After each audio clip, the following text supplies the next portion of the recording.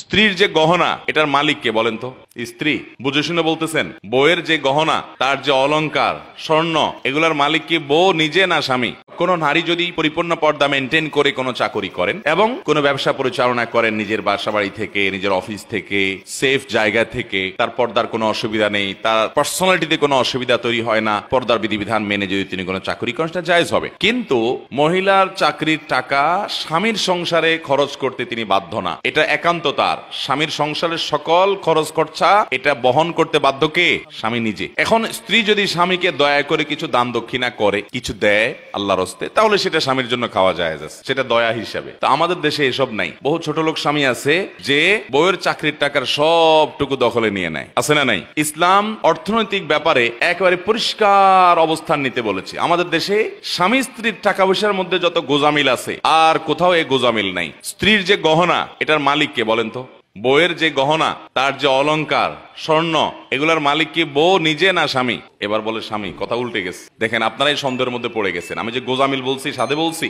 আচ্ছা, বউ মালিক যদি হয় তাহলে আপনি বিদেশ যাওয়ার সময় এই স্বর্ণগুলা যদি বউর কাছে বলেন যে স্বর্ণগুলা দাও বিক্রি করে আমার ভিসা কিনে বিদেশ যাব, আমি বিদেশে গেলে আবার তোমার কিনে দিব।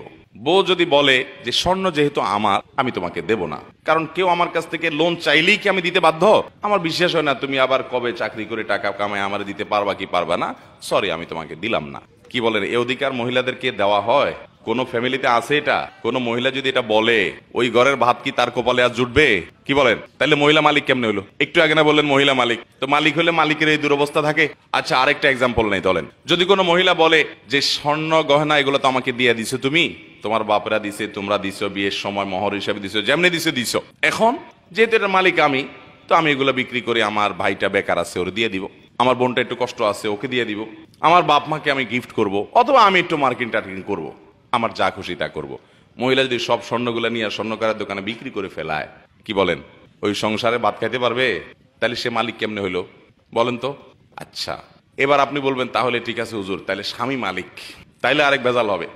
স্বামী যদি মালিক হয় তাহলে স্ত্রীকে যে মহারণা দিছে, এ মহারণা যদি তার মালিকানাই থাকে, মহারণা আদায় হয়েছে। বুঝেন নাই কথা? আপনি 5 ভরি 3 ভরি 2 ভরি স্বর্ণ দিলেন, কি বাবদ? মোহর বাবদ। মোহরটা এটাতে স্ত্রীর প্রাপ্য। আল্লাহ বলেছেন ওয়াতুন নিসা সাদাকাতিহিন্না নিহলা। মহিলাদেরকে এত ঠকান এদেশে ঠকানো হয়, পৃথিবীর অন্য কোনো দেশে আছে কিনা জানি না আমি।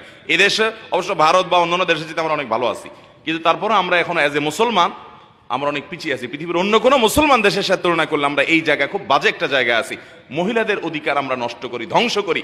আল্লাহ বলেছেন ওয়াতুন নিসা সাদাকাতিহিন্না নিহলা, মহিলাদের মোহর এটা তাদের প্রাপ্য অধিকার, আদায় করে দাও।